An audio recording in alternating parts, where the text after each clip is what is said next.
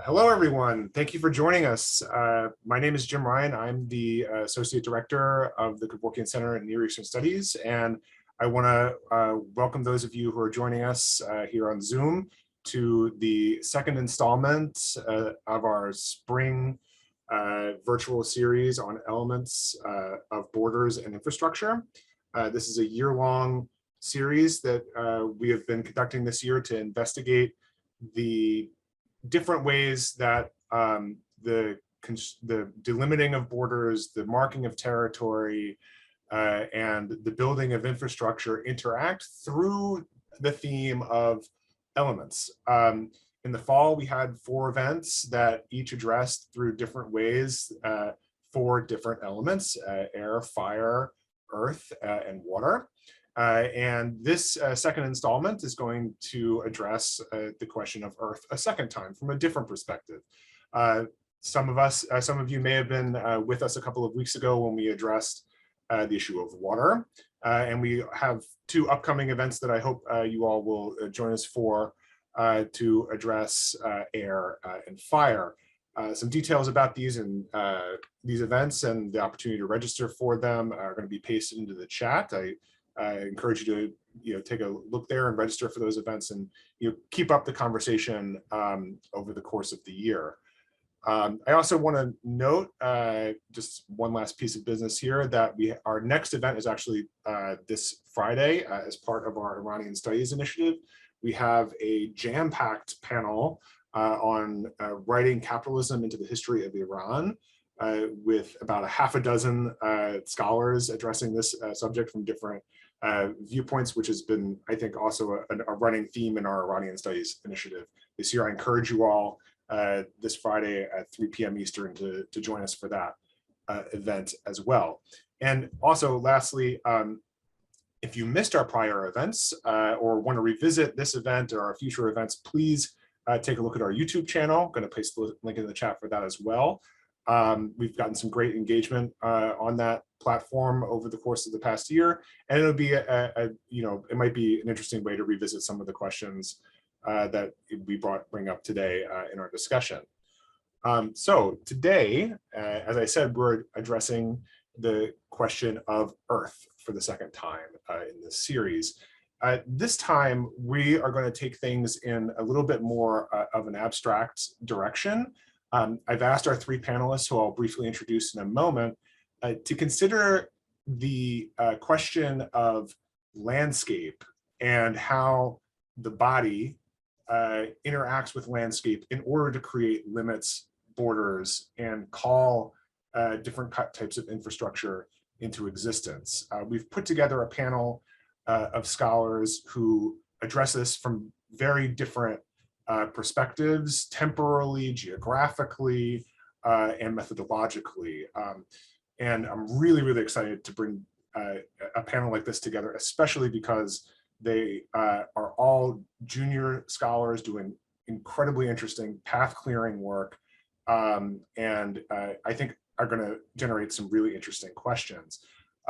So without much more from me, I'm going to introduce our speakers. And I'll also just note that if you want to ask a question, we will eventually have Q&A period for everyone in the audience. You can ask a question at any time in the chat. It's open to you. It's free. We'll make sure that it gets asked at the appropriate time. Or if you want to wait until the general Q&A starts, we will allow you to raise your hand and ask a question verbally then. So our first speaker today is going to be Nimrod Ben Zeev. Nimrod is a historian who works on questions of labor and political economy and the body in Israel, Palestine, Israel, and he's currently a postdoctoral fellow at the Hebrew University. Our second speaker is going to be Anna Sekulić, who is a historian that focuses on the Ottoman Empire, in particular Southeast Europe, and looking at the intersections of religious thought, cultural history, and the natural world. And she is currently a postdoctoral fellow at Pitt. And our third speaker today is Omer Shah, who is currently a teaching fellow in the Department of Anthropology at Columbia, where he recently finished his dissertation last year, and his expertise focuses on Saudi Arabia and the making of the new sort of developments in urban infrastructure in Mecca. So we're going to hear from three very different perspectives on these, I think, really salient and interesting questions. And that's enough from me for now. I want to turn things over to Nimrod. Okay, take it away, buddy. Thank you very, very much, Jim. I'll share my screen. Is that okay? Perfect. Okay. There we go. My bio got in the way there for a second. Unsurprisingly, perhaps. First of all, thank you. Thanks, Jim and Nasser and Jared and everyone at the Kevorkian Center for putting this together. And thank you, Anna and Omer, for sharing this virtual table or podium, or however we want to imagine this, actually happening in space with me as well. What I want to try and do in sort of brief introduction presentation is to look or to offer an understanding or sort of shed some light on how my understanding of landscape changed through engaging with it in a sort of different fashion in my research. So as Jim mentioned, my PhD research was focused on construction work, on labor in Palestine, Israel, 20th century Palestine, Israel. And one of the things that was sort of an outgrowth out of that focus was, for me, a reconsideration of what land is, sort of in a very sort of concrete sense. No pun intended, and I apologize. So the transition was from this idea of land, of the land, whether it's sort of in the Zionist sort of understanding of the land of Israel, or the land of Palestine, and so as a geopolitical entity or a symbolic entity to sort of land's material properties, as a source of livelihood, as a resource, as an object of attachment, as constitutive of the built environment, which again is almost so obvious that we sometimes don't even think of it. The sort of the built environment, so much of it relies on the excavation, on the extraction from the land beneath us, and that certainly came to the fore for me, and as subject to harm and destruction in the process of the making of the built environment.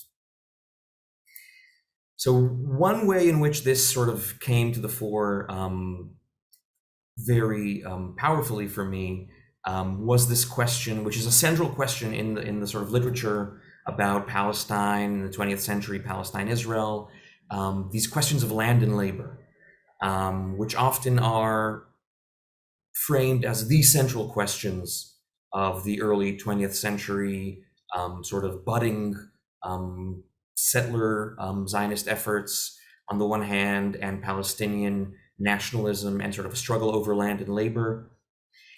And the sort of contours of that struggle also, as I found, had to do with which bodies, whose bodies are better in the sort of perception, in racially hierarchical perceptions of who is more appropriate to handle certain materials.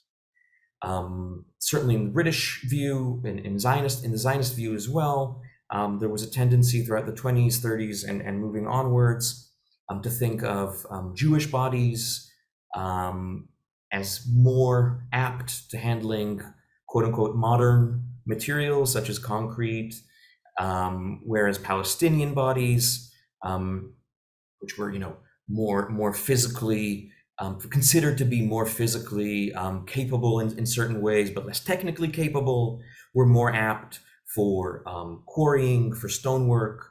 And obviously this had to do with skill and technique and sort of which community was actually versed in stonework and quarrying, which was the Palestinian community as opposed to the Zionist settler community, and sort of an attempt to create or to fictionalize this a parallel capacity in cement and concrete.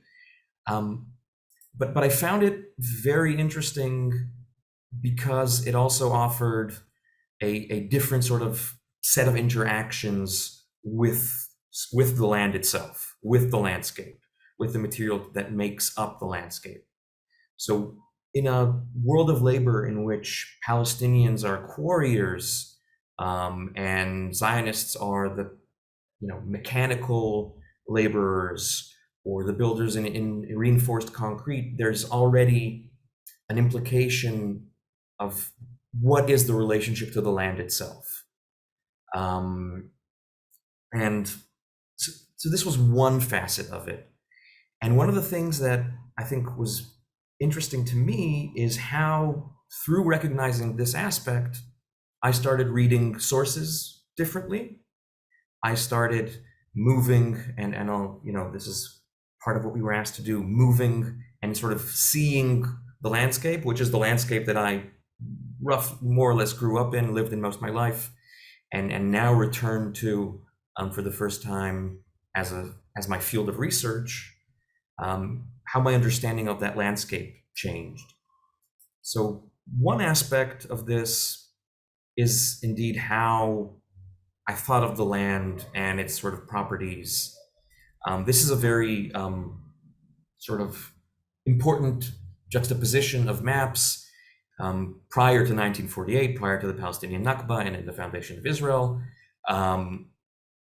which shows us on the one hand, on the left, patterns of Jewish-owned land, and on the right, patterns of agricultural, of the land, of the soil irrigation and soil properties in also pre-1948 Palestine. And the assumption and the sort of reading of these two maps has always been that Jewish settlement, Zionist colonization, was able to sort of trace the most fertile areas of Palestine, and you can sort of see that on the map here, where this sort of N shape roughly mirrors the shape of where fertile land is.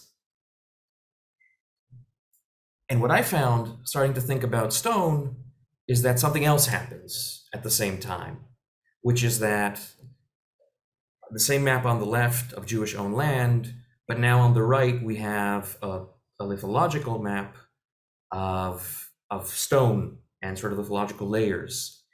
And what you see is that while agricultural land was abundant in this sort of N of settlement, limestone, apparently not great agricultural land, was almost entirely missing from areas of Jewish settlement. So one thing that I sort of started to realize is there's another story here to do with what's underneath the terrain. And I know that the first conversation about Earth had a lot to do with agriculture, so I sort of am positioning myself as to the not talking about agriculture strictly, but rather stone deposits, etc. And sort of understanding what this had meant in terms of dependency and relationship to the land. This is from a publication from an Israeli Ministry of Labor Housing Division, Development for Palestinians, one of the sole efforts by the Israeli government in the late 1950s to actually construct homes for Palestinian internally displaced refugees, displaced in the Nakbas, which is framed in this sort of very, almost cliched from an earth hut to a real home. The use of real home is I think, very telling in terms of these senses of closeness to the land and modernity. You can see here also another outtake from that, positioning the same Palestinian from Fahim, from his dilapidated earth hut to the house not very different from that of a farmer in any well-developed country. Again, there's something about the earth that is considered unhygienic, unmodern, the sort of materials, and that seeps in quite powerfully. And the other thing that happened is that I started to read sources, textual sources, rather differently.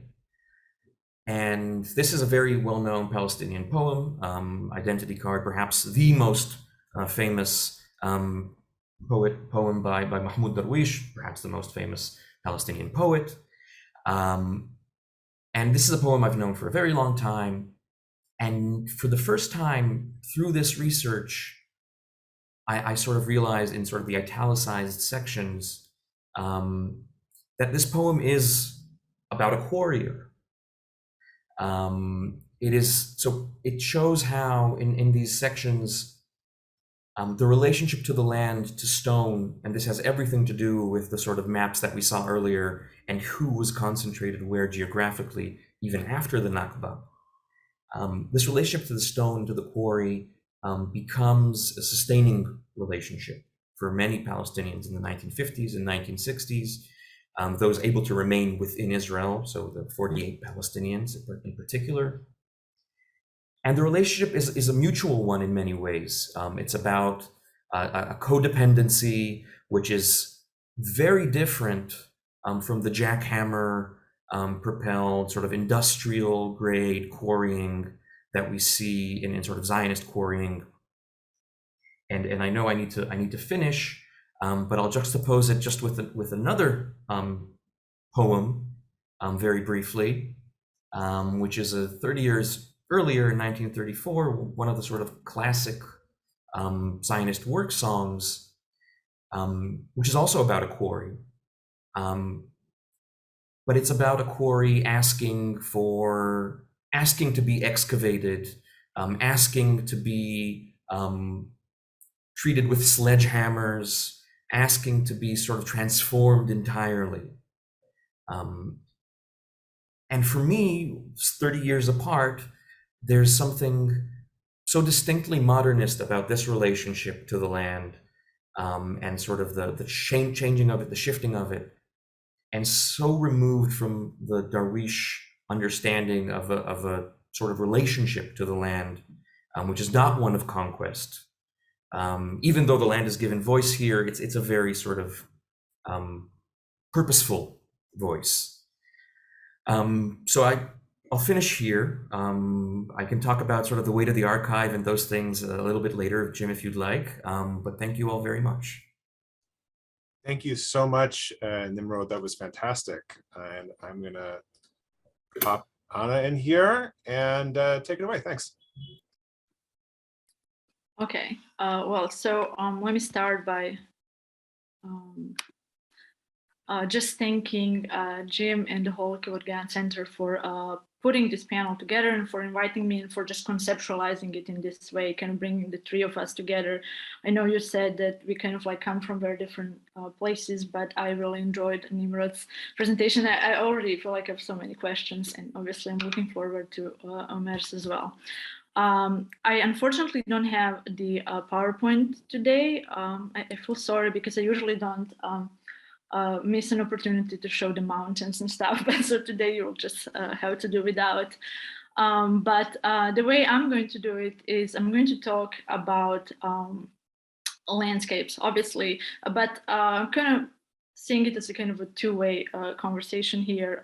And I'm first going to speak about the way the landscape kind of plays a role and kind of plays an important part in my own research as a historian of the Ottoman Empire. I'm an early modernist, and I work on cultural and religious history that intersects with environment.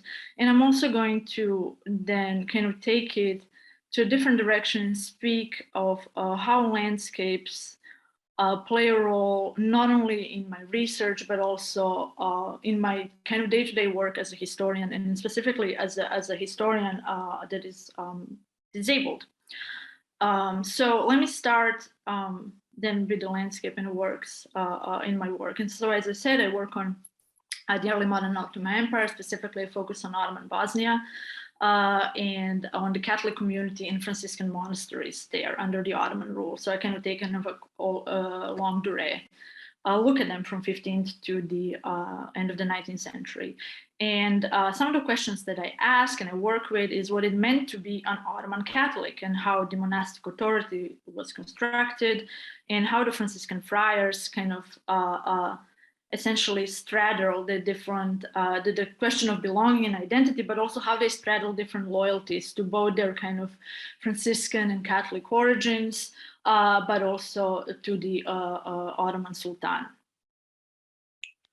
And landscape ends up actually playing a central role in the answers that I found, because I found that the sense of belonging and identity was forged at multiple interventions into natural and built spaces. It was about creating communal ties and ritual spaces at the intersection of different lived experiences of the local people, environmental control of the local resources, such as mines and forests, about kind of availing themselves of different legal strategies and administrative vocabularies that they took from the Ottoman institutions, and mapping all of those, kind of weaving them into different scriptural and liturgical references, being the Franciscan friars. So what I'm doing essentially is like looking at landscape almost as a lens that kind of allows us to see different kind of renditions of space in different registers and kind of revealing these different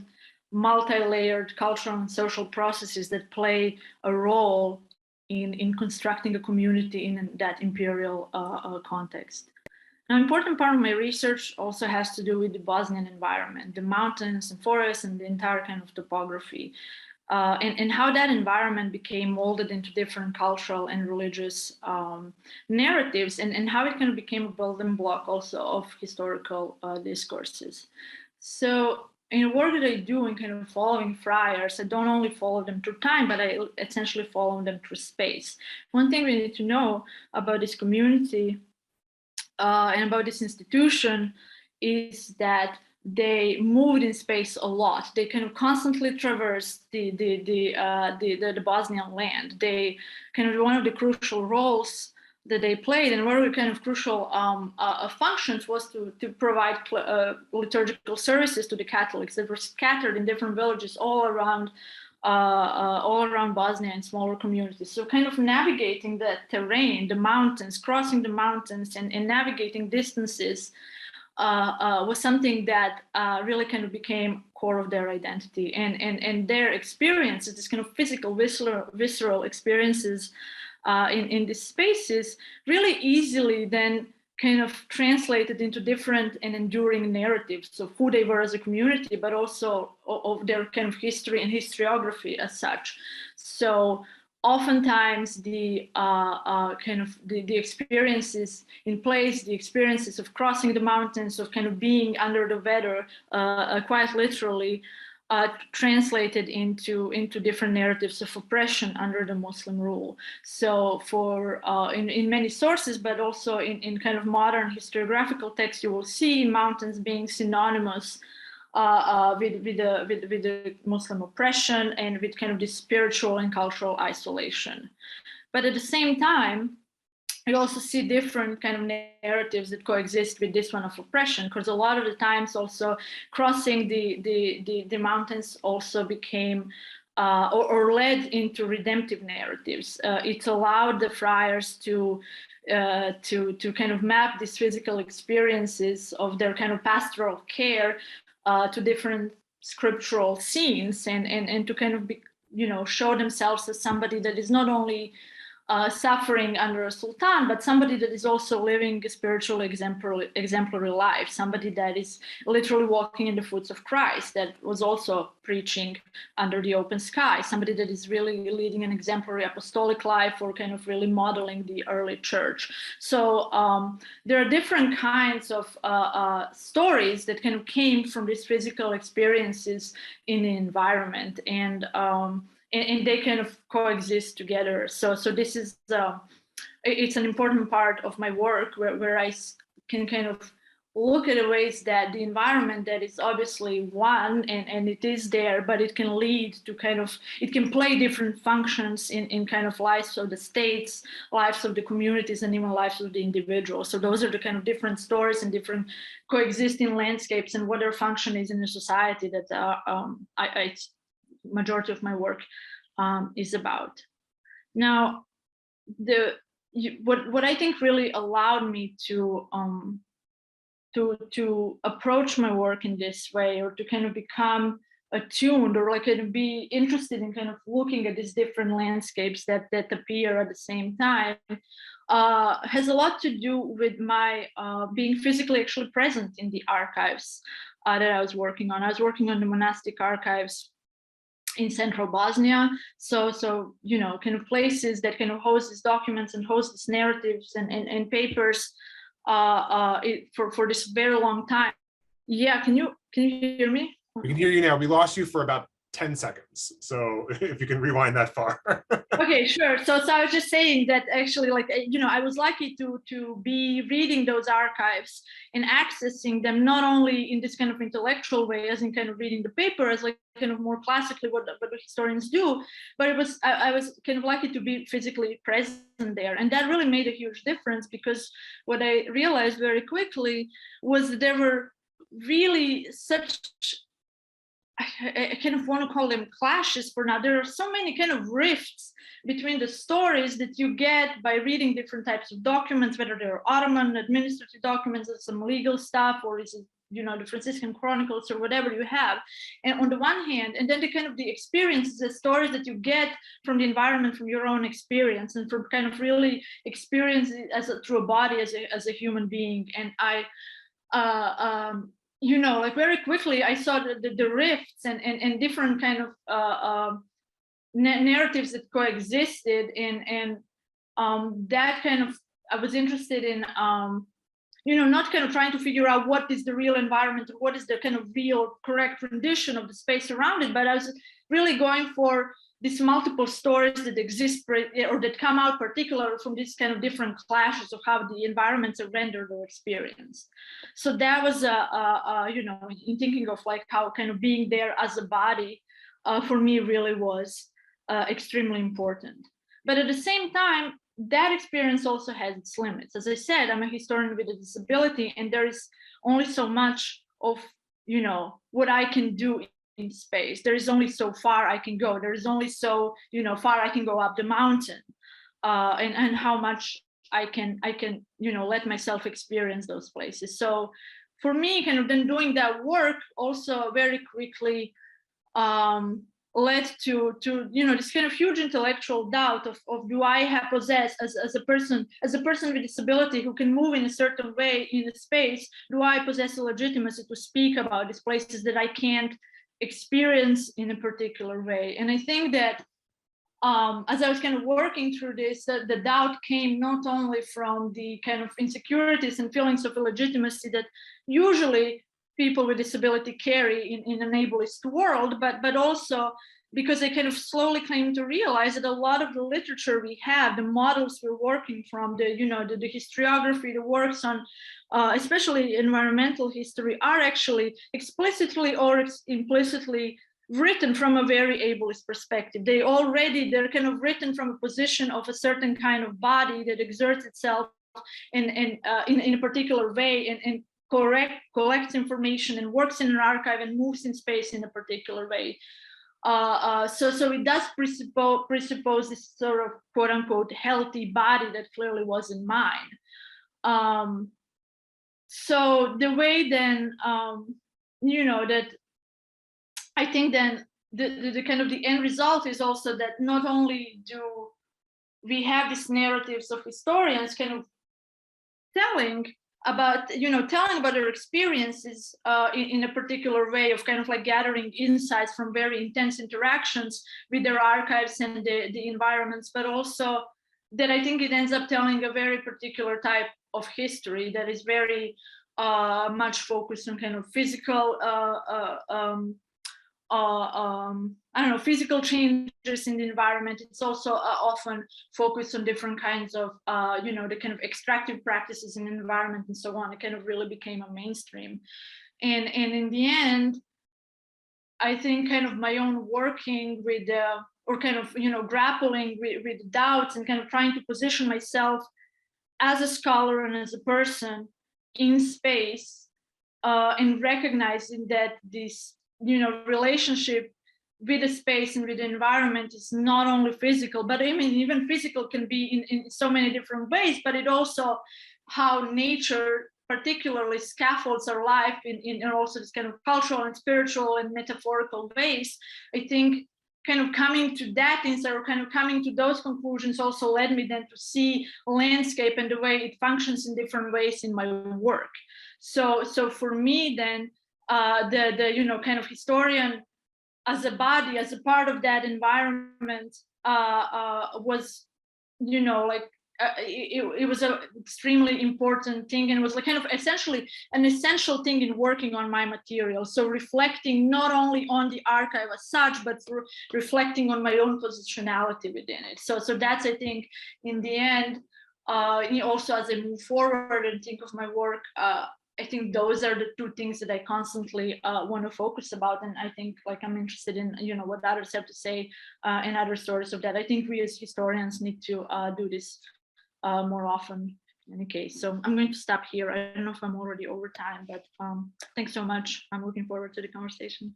That was fantastic, Anna.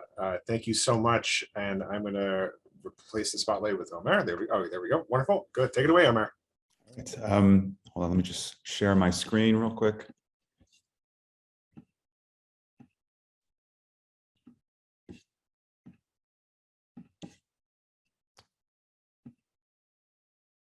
All right. Hi, everyone. Thank you again to my co-presenters for their wonderful presentations, and for James Ryan for bringing us all together, and for this, I think, really compelling prompt, which both, I think, addresses my work head on, but I think also demands that I kind of do a sideways approach. And so it's also wonderful to be back at the Kevorkian Center. In many ways, the project or the work that I do developed when I was there as a master's student. So it's great to be back. Yeah, and then in my talk today, what I want to reflect on is a kind of very particular terrain in which my project transpired, namely the Islamic sanctuary, or the Haram in Mecca, by which I do not mean the Grand Mosque in Mecca, but rather this larger, more maximalist fold, this kind of separation between sacred and secular land. But to think about these folds, I want to discuss Mecca's main university, its unique position within the landscape, but also something of how I approached my field site, the university, which was namely as a commuter. And so my remarks today are a little evocative and I think impressionistic. So I want to start with a question of names. The name Mecca is well worn. In colloquial English, it is common to refer to any large gathering as a Mecca, a Black Mecca, a tech Mecca, a gay Mecca. In response to this erosion, if not secularization, the Saudi government has officially changed the English spelling of Mecca to Mecca, M-A-K-K-A-H. More than just Mecca, the Saudi state uses a formal phraseology, Mecca al-Mukarrama, or Mecca the noble, the revered. This isn't to suggest that the Saudi authorities are reluctant to exploit the holy sanctuary towards more secular aims. Indeed, in my work, I'm deeply interested in how Mecca comes to circulate in these more secular forms and formats. Take, for example, these tiny Bluetooth sensors etched with the phrase, made in Mecca. In the Quran, the name Mecca is rarefied. There is, however, a wide lexicon of names and synonyms that come to approximate Mecca. Some claim that this multitude of names is an obvious sign of Mecca's centrality, its status as Ashraf al-Ard, or the most noble land. And so Mecca is known as Al-Nadir, Al-Ras, Al-Wadi, the unique, the head, the valley. Mecca is Al-Ruhm, Al-Zuhum, Al-Qura. Mecca is mother of mercy, mother of crowds, mother of all settlements. Early chronicles explicate the origins of Mecca's many names, with some even debating its amuletic qualities. And so a remedy for nosebleeds reads as such: if you write in blood on the forehead, Mecca is the center of the earth, and God is merciful to the pious, the blood will stop. The center of the universe, the mother of all crowds, is now gripped by new economic formulas, schemes, and circulations, namely the knowledge economy. My main field site, Al-Qura University, wears this privileged title of Al-Qura, celebrating Mecca's unique status, if not its primordial urbanism. But perhaps it has nothing to do with the urban at all. Consider, for example, the following hadith, or saying of the Prophet, which has it, "The earth was folded at Mecca and spread out from underneath it, and named Al-Qura." Mecca is thus the beginning of all life, beginning of all earth. Mecca is Al-Tahama, the primordial earth now cleared of water. An ongoing debate persists amongst Islamic scientists regarding whether or not Mecca is the true center of the earth. This debate has found urban form in the massive royal clock tower, through which Mecca Standard Time was set to replace Greenwich Mean Time. The ancient house is now overshadowed by glass and steel, conscripted into decidedly secular ambitions and urban insecurities around place and placemaking.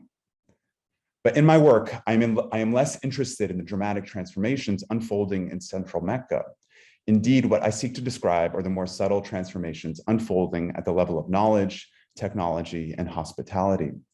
And so I write about things that at first blush appear like continuity, but in fact are radically different. And so I write about how the Meccan becomes the hotel manager, how the haram boundary that separates sacred and secular land becomes a checkpoint, how the Islamic sanctuary itself becomes a global unmarked city. And so while I maintain a largely tragic sensibility around all this, Mecca, al-Nadir, al-Ras, al-Wadi also exerts itself.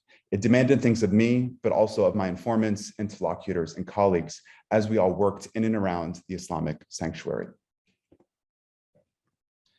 And so as an anthropologist, I had set off to Mecca to study in some fashion its main university, the newly rebuilt and relocated Qura University campus, but also its plans to build a new science and technology park, a project called the Mecca Techno Valley.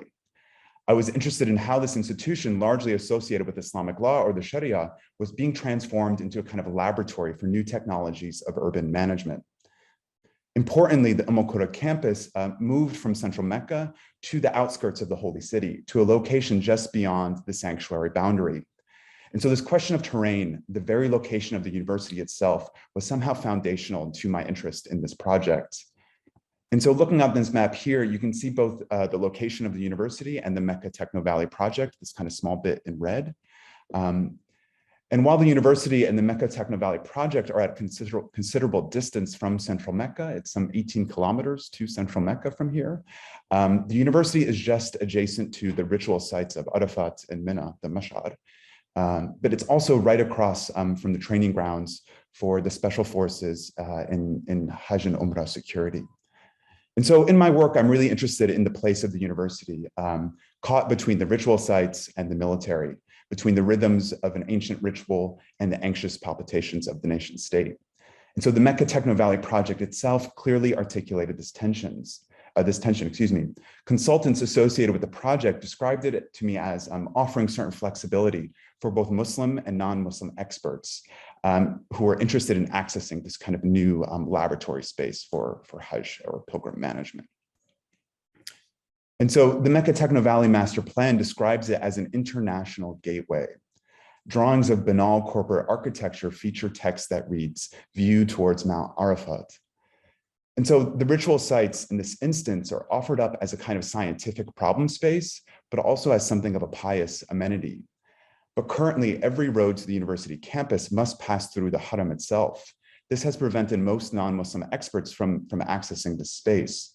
And thus the project was largely animated by Saudi academics turned businessmen who refer to themselves as kind of reformed academics, but also Muslim tech workers and engineers, many of whom were from Pakistan and India. So these foreign workers governed by the kafala system would tell me things like, "We came for the haram, not for the money."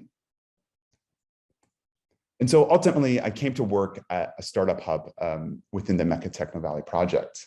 While I lived in Mecca at various times throughout my fieldwork, my main residence was in Jeddah. And so I often approached the holy city as a commuter. In fact, I moved in and out of the holy city or the sanctuary several times a day.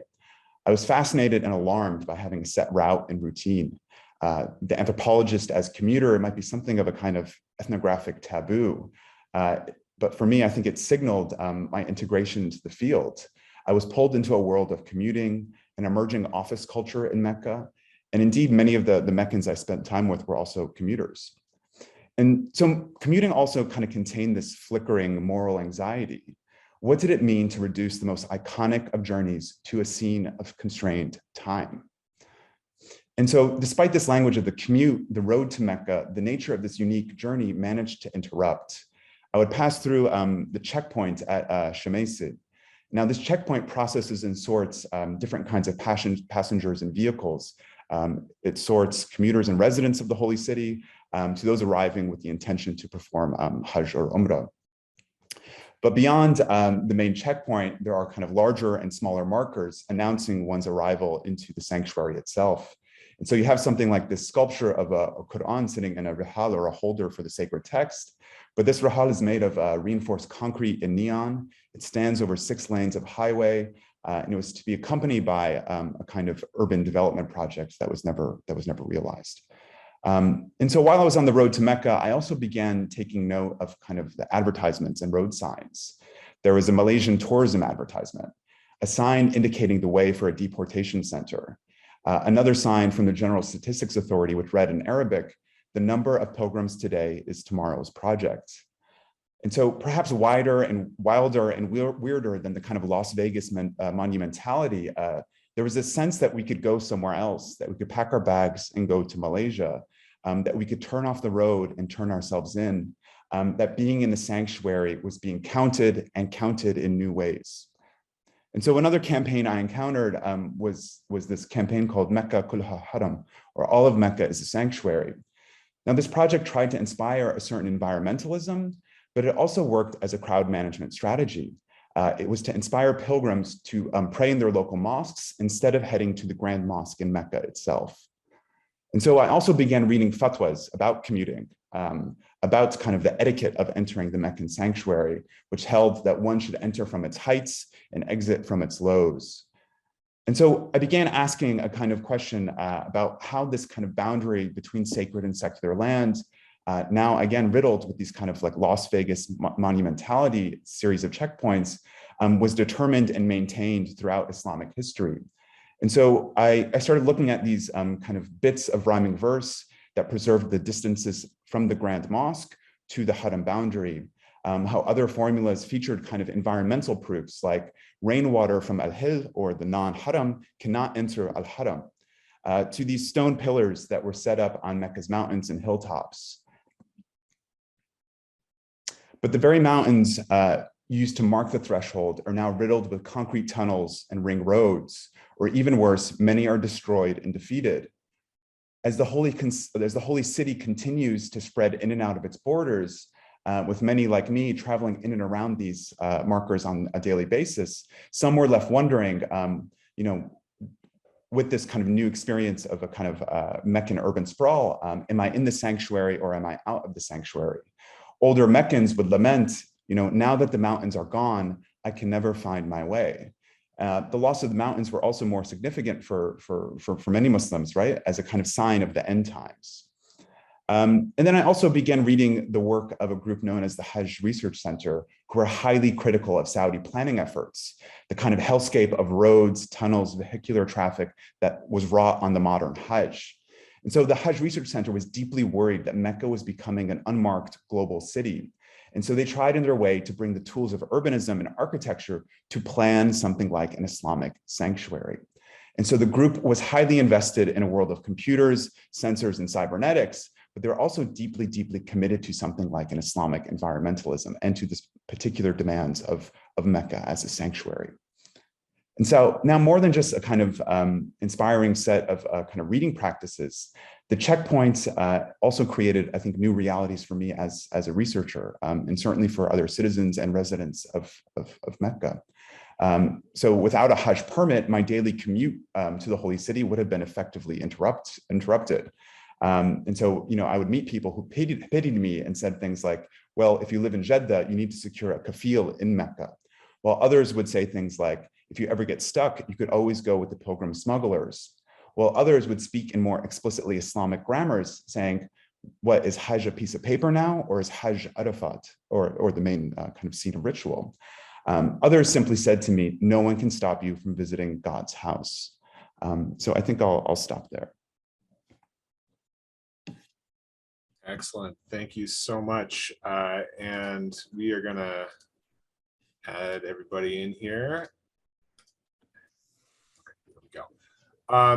All right. Thank you guys so much for 3 really fascinating presentations. I have a couple of questions to kind of help put a little bit more meat on the table. But then I also just want to certainly leave space for each of you to ask each other questions or things that came out in your work. I might start with the thing that kind of was the most obvious through line here, to me, which was the role that expertise plays in each of your work.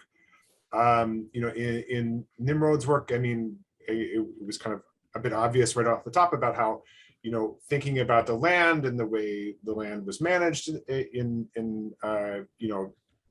pre-48 and post-48 periods meant sort of the articulation of this, racial hierarchy that, coordinates with different types of materials, different types of building practices, et cetera.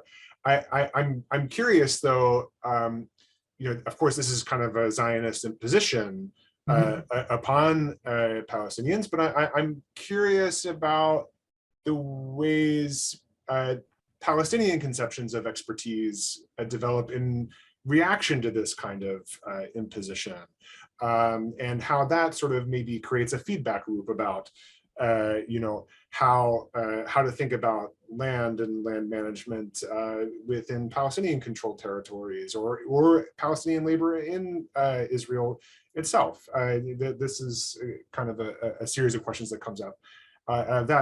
In Anna's work, I see this coming out kind of in your last point about understanding our own positionality within the archive. And I mean, for my own part, I think this is something that is the more, for my part, the more I read kind of older historians' work, and the more we know and read about older historians, this kind of thing becomes obvious. That their work was kind of inseparable from their lives, their positionalities, the people they knew, the places they worked in, et cetera. And I think we're probably on a similar wavelength in terms of trying to grapple with our own position in that regard. But I'm curious to hear what exactly for you the outcomes of that look like in your work. How exactly do we address this? And maybe you can offer one or two examples about how we can signal that, and signal our own limits, in very specific ways in our scholarship. And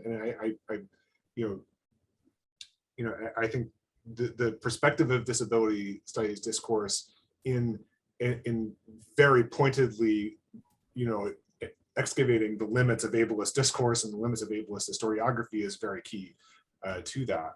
And for Omer, I mean, I think this is completely fascinating, in regards to the ways, the changing landscapes present challenges to importing non-Muslim expertise versus Muslim expertise, how that impacts knowledge production, but also just like the lived experience of people upon which building all of this new stuff is very reliant, like planners, geographers, engineers, etc. How do we see that play out in the actual spaces that end up getting built in these projects? Would be a set of questions I have. So just to kind of tie it up nicely, as nicely or as succinctly as I can, I want to ask you guys each to kind of reflect a little bit more on the question of expertise in your work. How does that get conditioned by landscape, get conditioned by earth in that way? whoever wants to jump in first, please go ahead.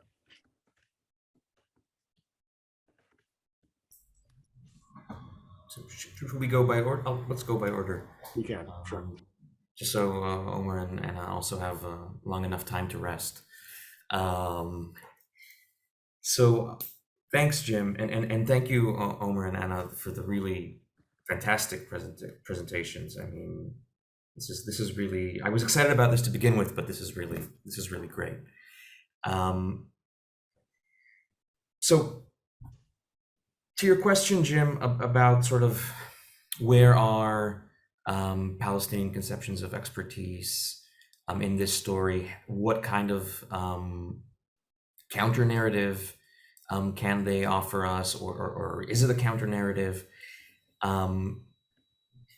So there are multiple narratives dealing with the various materials that I sort of mentioned.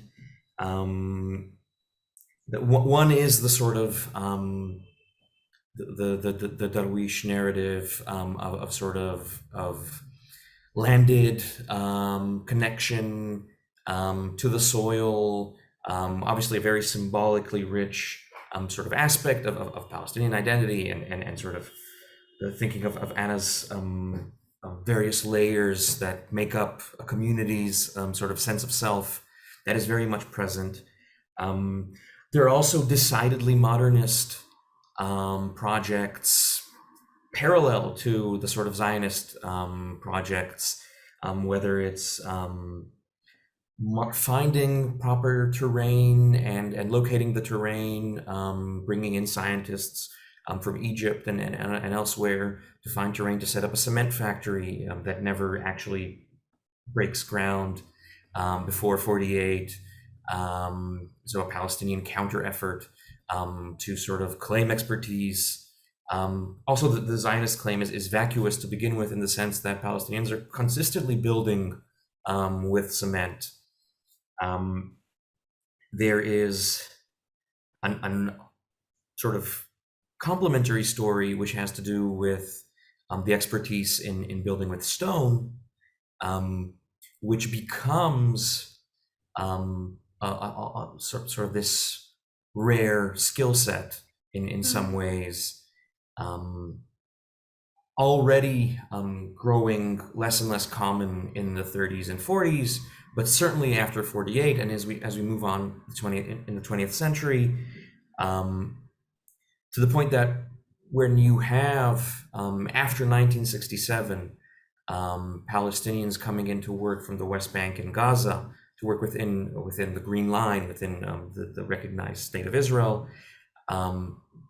At least many of them are brought in as cheap labor, and there's a very important story to tell there. But at least some of them are brought specifically for the expertise that they possess, working in stone, to either maintain or reconstruct or rehabilitate Palestinian houses that are now inhabited and sort of rarefied and as a sort of bourgeois fantasy of architectural, exquisite qualities, inhabited by Jews now. So Palestinian homes that were seized by the state and are now inhabited, sort of in creating this bourgeois fantasy of the Arab home, not the Palestinian home, God forbid, it's the Arab home. And these are the only people, though. So Palestinian expertise in stonework is the only available stonework to really recreate or reconstruct these houses. So those are sort of two parallel lengths. The people doing cement and concrete work in the Israeli construction industry, certainly since '67, are by and large Palestinians. These are considered your so-called wet works in construction. They're the most dangerous forms of work, and they're heavily dominated by Palestinians. So you also have a sort of reversal of the trajectory of expertise. Yeah, I think that gives us a sense of sort of how these paths shift and change We can also talk about architectural taste and sort of what material constitutes aesthetic and what landscape is considered aesthetically pleasing. But I think I'll stop there for now. Great. So I guess I'm gonna follow up for that. And so Jim, your main question was really like how to reflect on our positionality. And the truth is that I don't have a clear answer to that. I think this is just really the work that we have to start doing. And I was just trying to think now as you were, it's like waiting for my turn of what are even the good examples for us there. I think like, what played an important role for me was more kind of going back to the kind of older historiography, but almost not even, too far in the past and kind of really reacting viscerally against it then kind of, actually following some models, although there's definitely been, I think, an increasing number of scholars that are not only more vocal about where they're coming from in terms of their background or their family or even disability, although I do think that disability is one of the last frontiers there that we have to be addressing when it comes to equity and access. But wait, what was I saying now? I kind of lost the train of thought. So yeah, the people that are so scholars that are not only kind of being more vocal about where they're kind of coming from and how their own different kind of backgrounds are leading them to different types of questions and different kind of topics and kind of being able to draw different kind of parallels across fields and themes that we wouldn't have been putting together before, but they're also experimenting with different types of writing. And that's something I'm personally interested in how can we bring more, I want to say, personal writing, and I want to say it in a way that it doesn't immediately sound off-putting and sound like kind of cringe-worthy, which I think is like its status in academia. But so how to kind of bring different methodologies, different analytical frameworks, and different poetics into what we write, and what kind of new knowledge that can produce. When I was thinking, when you were kind of asking for examples, like one thing that came to my mind. Can you hear me now? Yeah, we can hear you now. Yay. 30 seconds out. Yes. You're about to give us the example. Really horrible. I'm sorry for that. It's okay. So where was I? You're about to give us the example.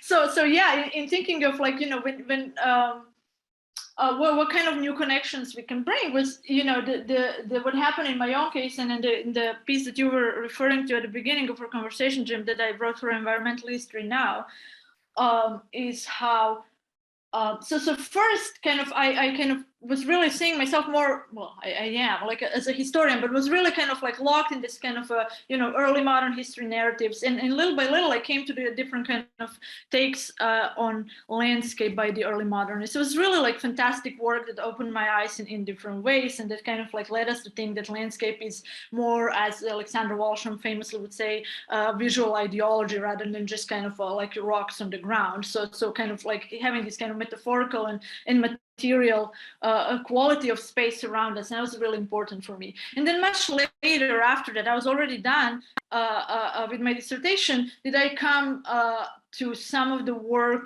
on disability theory, and specifically disability theory with nature. Already, like when it comes to some of the work on disability, what is really more in the foreground is the built environment because of the access and stuff, but less about nature. So nature is kind of, the natural environment is taken more as something that is kind of given, whereas the built environment is the one that is kind of more questioned and probed.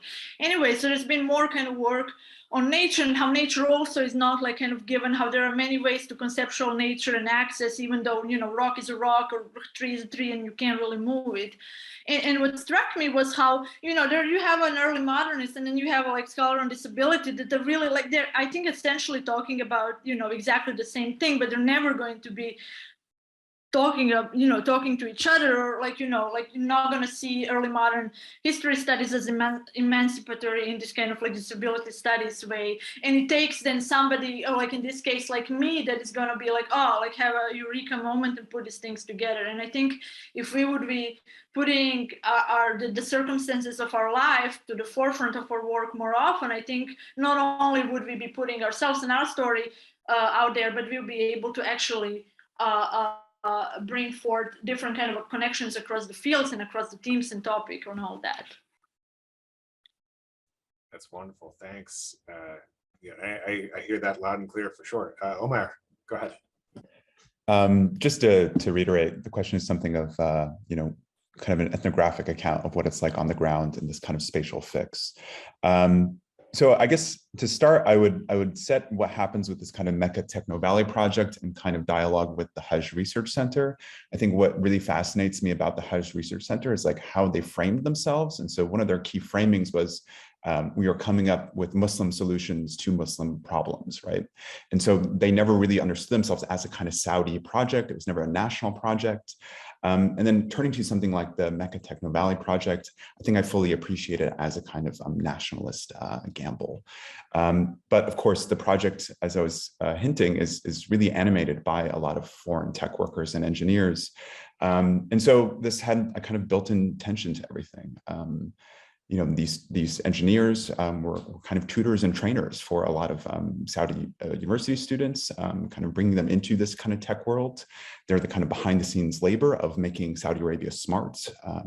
And so I try to attend to that as much as I can, right? And so, this thing around being made in Mecca, there's always these critiques that would erupt, right? Shouldn't it say made in Saudi Arabia, right? And so there's always this tension between the kind of nationalist claims, or the kind of national fantasy around this project, but then also the kind of lived reality of this kind of Meccan otherwise that I think animated a lot of people, how they saw themselves working there or why they saw themselves working there.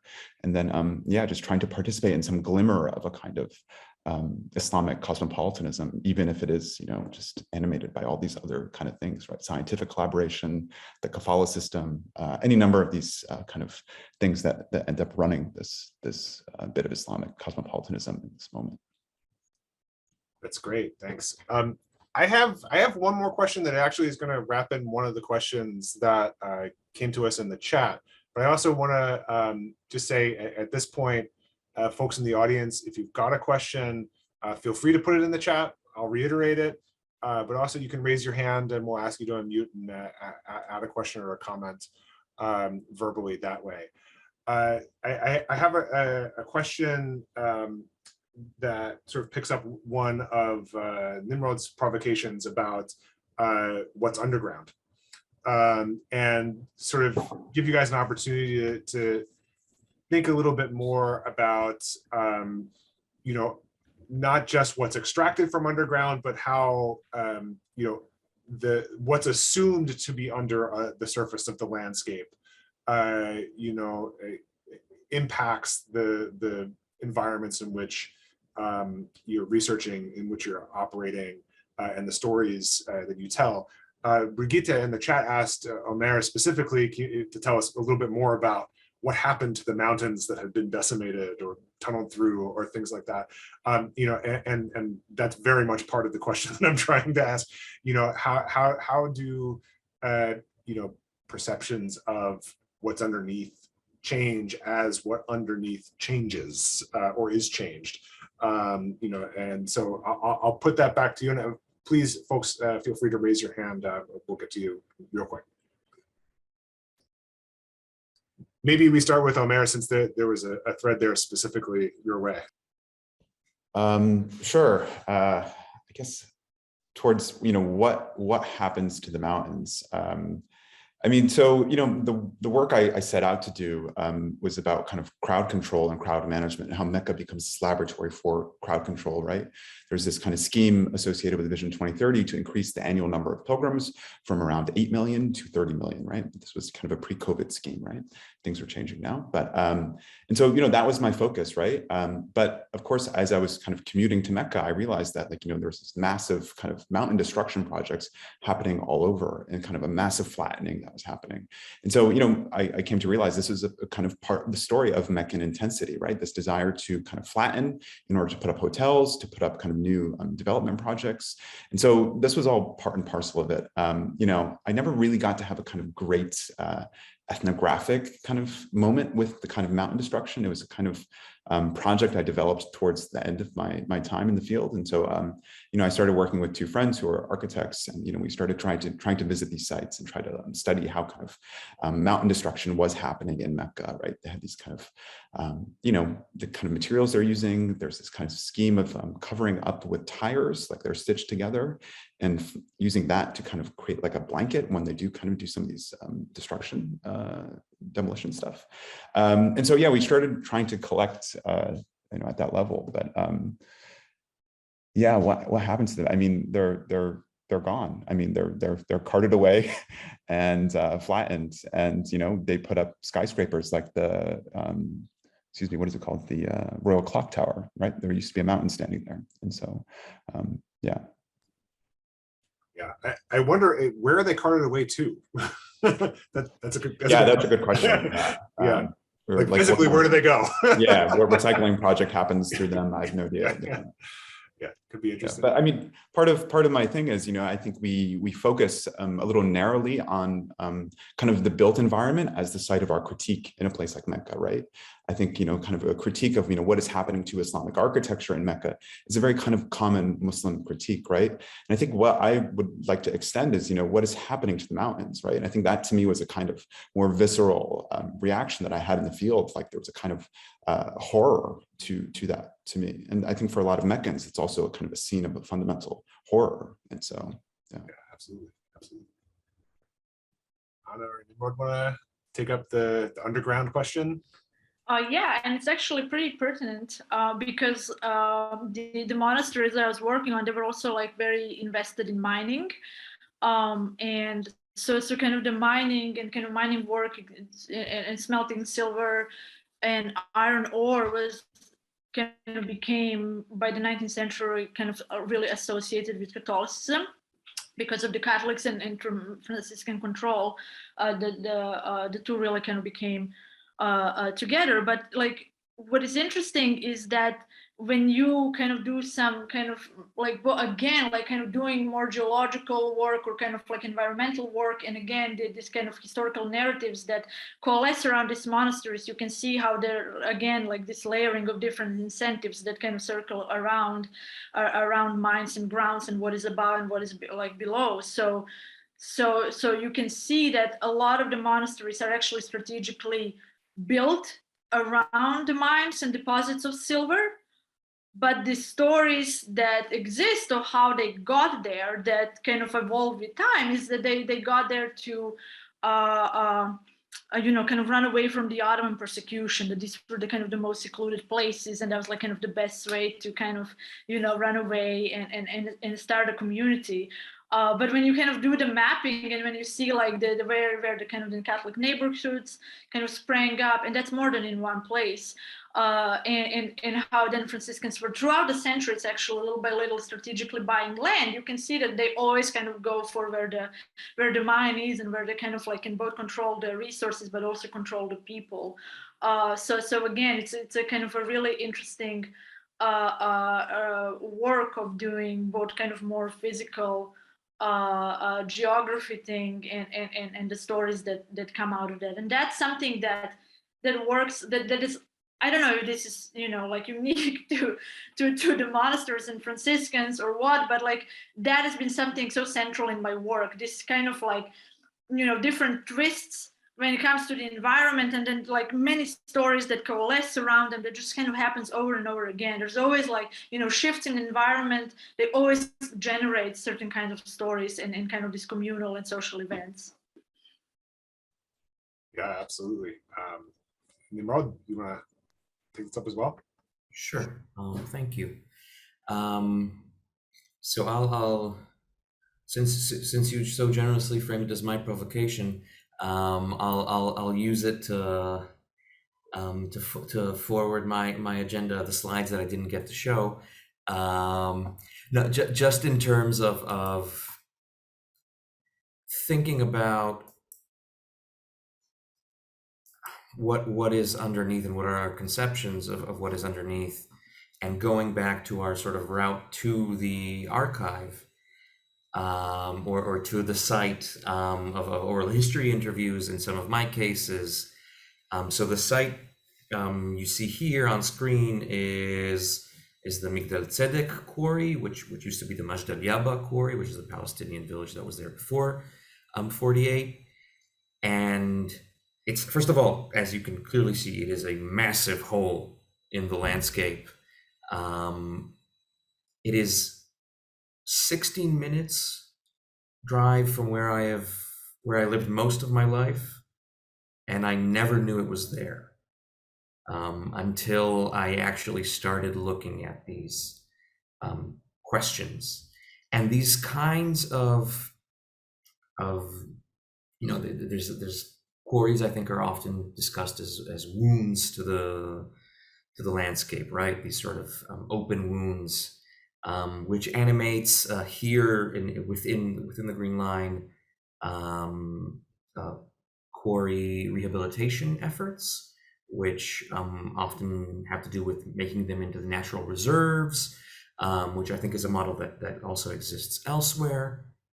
And if one were to sort of look into where these wounds of exposed underground, and quarrying is one of the, I assume, unlike the mining that the Franciscans were sort of operating within, it's a very shallow mining, if you will, right? These are there aren't many, they're in shafts. This is a very sort of almost surface level mining, but these kinds of wounds have generally migrated after 67 from within Israel to the West Bank, which is by far the most important supplier of building stone to Israel within the Green Line, where quarries are much less regulated, if at all, where there is a constant push of Israeli and international firms to procure more and more quarrying land, and with complete disregard for the sort of outcomes of these enterprises, which are massively polluting, certainly in terms of the surrounding towns and cities and villages, and so you still see these wounds within where Israeli Jews who are not traveling to the settlements often travel, but Palestinians in the West Bank are much more likely to live adjacent to one of these quarries. Palestinians within Israel are still much more likely to live because of the sort of geographical spread. And the other sort of photo that I wanted to show has to do with sort of scenery that's created above the ground in relation to this, which is the Nesher cement factory, which looks like something out of Terry Gilliam's Brazil or some sort of dystopian sort of film, which is a site that I think, and I've been talking to friends a lot recently about this site, which you see every time you travel on the way to Jerusalem, thinking of the way to Mecca, and sort of the pathways to different holy locations. And I remember as a kid and growing up, it's very beautifully lit, well, maybe not beautifully, eerily lit at night. It almost looks like this phantasmic wonderland. And realizing that this site was a cement factory and its place in the history of extraction, of dispossession, and its relationship to the quarry that is across the road from it. And I'm pretty sure, I still haven't found the actual one-to-one, that this factory actually gets built on the lands originally acquired and not built upon by the Palestinian cement factory that was supposed to be built before 48. because someone had already tested what is underneath and found that there is land and limestone that could be excavated and used for cement factory, for cement production. So I think that, for me, this sort of above and underground bi-directional relationship has been manifested in a sort of very visceral and experiential sort of way of understanding the terrain differently. Yeah, that makes a lot of sense. And the photo to me too is, I mean, it has this very specific resonance for you, but the general image of like a plant like this, whether it's a power plant or a cement factory or something like this, I mean, so often they end up being placed by major roadsides. And if you drive enough, often enough in the United States, even, you pass these things all the time. They become part of your mental architecture or your landscape. My kids point out every time we drive down I-95 through Newark, just as I did in growing up around Philadelphia, driving south towards the airport or the baseball stadium. You pass these things and you smell them too, quite oftentimes, in addition to seeing them. So yeah, I absolutely, grok with that for sure. So I have one more question that's come in from the chat, and I'll pose that back. And I just also want to once more reiterate to the folks in the audience, we're a smaller group today, so please don't be shy if you want to raise your hand and put a question back. And actually, I think Brigitte, you're here. If you would like to ask this question to Anna, verbally, you're more than welcome to, if you want to just hit the raise your hand function. Hopefully she's still here. There we go. I'm gonna ask you to unmute, and I'm gonna add you to the spotlight. Hi, how are you? Good, thank you.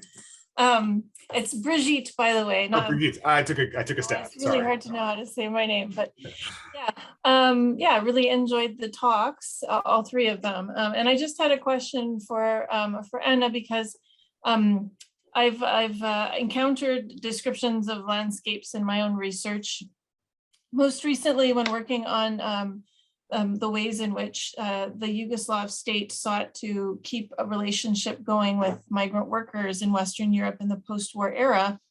And I looked at one newspaper from a region in Croatia called the Imotska Krajina, but it sort of borders on Herzegovina, Bosnia, so not such a different landscape. And when you were describing the ways in which these friars talk about the landscape, I was reminded of these descriptions that I read in this newspaper. And here the goal was really to remind these migrant workers of their home. And these descriptions, though, of the landscape, these were not like lush, beautiful sort of landscapes of plenty. Yeah, they were arid, they were hostile, that, hard to get anything out of this land if you were tilling it. And so I was kind of like struck by this strange attachment to such a hostile landscape. And so I was wondering if that's something that you see as maybe as being broader somehow, either to the region or beyond, if you had any reflections on that. Well, thank you so much for bringing that up, and also for bringing actually Imotska Krajina, because that also reminds me of what Nimrod was saying, because what you're really saying is like a landscape that is really just a rock, and it's something I've been trying to see whether I can take for my second project to like kind of actually like look at the different evocations of rock precisely in the areas of Herzegovina, Dalmatia, Bosnia, and actually the Balkans as a whole, and what kind of messages we get from them. And I think for friars, like in their kind of this, so to speak, double messaging when it comes to landscape, I think that probably happens more often than not. I don't think that's necessarily something peculiar to friars. I think that the landscape is precisely something that can kind of be that can be kind of brought up in different contexts, like whatever message you want to send. And just thinking what you just said, and the little work that I've started doing and thinking about when it comes to stone in the Balkans, it does have that kind of a double. It does have, again, this kind of parallel messages and kind of or imagery running together. On one hand, it's like the barren terrain is being like kind of completely overrun by poverty. Like, what are you going to do there? Like, you know, also it's associated a lot with like being kind of uncivilized. It has its own particular history going back to the wars and what kind of people come from there that are very uncouth and they're just so kind of, you know, ruthless. But it also has the flip side that is almost kind of like embraced with pride, is that they're kind of ruthless, but they're also kind of full of endurance. Like a lot of the people in literature, specifically in the 20th century, would also say that, you know, these are the people made of stone. So it kind of evokes that also enduring body itself that can like endure anything, and it's essentially indestructible. So it doesn't surprise me that you saw there, and I think there is something there, specifically when it comes to stone. That's very interesting. And yeah, I think that if we would kind of be digging in different kind of landscapes, I think we would find similar things. They're very what's the word, malleable for different kinds of situation. That's an interesting thing about the environment. We kind of think of it as something that is just there and very physical, but clearly it has so many applications. Thanks so much for that question, Brigitte. Okay, I do have one question that's coming from the chat, or really a come up, but maybe something we could, you know, we're coming up on 2 o'clock on the East Coast, so I want to make sure that we have, you know, we keep this in time. Karen Pinto is asking or commenting on how the secular battles the sacred in the landscapes of your papers. And this may come out, I think this came out pretty clearly in Omer's and Anna's work, but, you know, if there's maybe another clarifying example you might offer, or Nimrod, if you want to, you know, offer the way religion or secularism comes in, you know, feel free to take that up. I'll put that out there.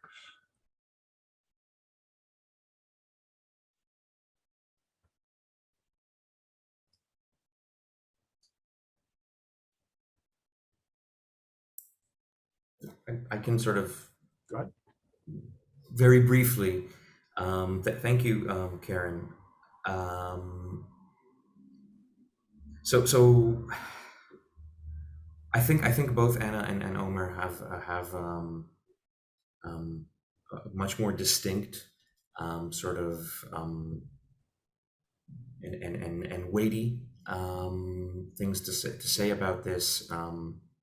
Although everything obviously is incredibly charged with religion and secularism and when it comes to Palestine, Israel, but I will say that one of the things, and going back to the question of a route to the archive, the Israeli state archives, which used to be accessible physically, they are no longer accessible physically, but when they were accessible physically, they, about, I want to say 10 years ago, maybe slightly less, moved to a location in Jerusalem called Warrior's Mount.